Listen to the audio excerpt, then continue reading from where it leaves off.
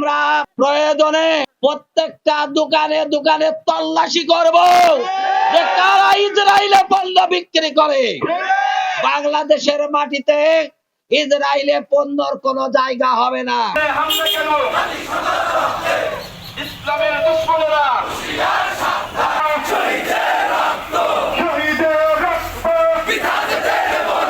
আমরা মুসলমানরা এই অবস্থায় বসে থাকতে পারি না।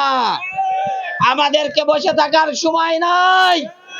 আমি বিশ্বের সকল মুসলমানদেরকে বলতে চাই, জিহাদ কয়েক রকম আছে। আমাদের এখন জিহাদ হবে ইসরায়েলের সকল পণ্য বাংলাদেশ থেকে উচ্ছেদ করা।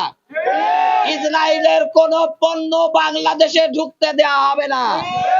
যারা ঢুকাবে, যে সকল দোকানদার, যে সকল ব্যবসায়ী ভাইরা ইসরায়েলের পণ্য বেচা কিনা করেন, আমরা তাদের বলতে চাই, আপনারা ইসরায়েলি পণ্য যা আছে দ্রুত বিক্রি করেন, আর না হলে দোকান থেকে সরান। আমরা প্রয়োজনে প্রত্যেকটা দোকানে দোকানে তল্লাশি করব যে কারা ইসরায়েলে পণ্য বিক্রি করে। বাংলাদেশের মাটিতে ইসরায়েলে পণ্যর কোনো জায়গা হবে না। আমরা বিশ্ব মুসলমানদেরকে বিনীতভাবে বলতে চাই, ইসরায়েলের কোন পণ্য কোন মুসলমান ব্যবহার করতে পারে না। যে মুসলমান ইসরায়েলি পণ্য ব্যবহার করে সে মুসলমান হতে পারে না। আমরা কষ্টের সাথে লক্ষ্য করছি, বিশ্বের কিছু মুসলিম রাষ্ট্র ওই ইসরায়েলের সাথে বাণিজ্য চুক্তি করে। আমরা মনে করি তারা মুসলিম রাষ্ট্র নয়, তারা ইহুদিদের দালাল, তারা কাফেরদের দালাল। ওই রাষ্ট্রগুলোর সাথে কোন মুসলমানের সম্পর্ক থাকতে পারে না। এজন্য প্রিয় দেশবাসী, আপনাদেরকে বলতে চাই, আমরা কোন মুসলমানের ঘরে ইসরায়েলি পণ্য দেখতে চাই না। আপনারা রাজি আছেন তো? ইনশাআল্লাহ আমরা ইসরায়েলি পণ্য আজকে থেকে বর্জন করব।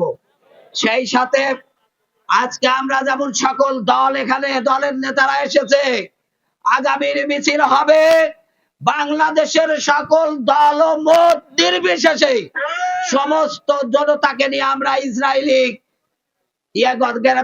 ঘেরাও করব, দূতাবাস ঘেরাও করব।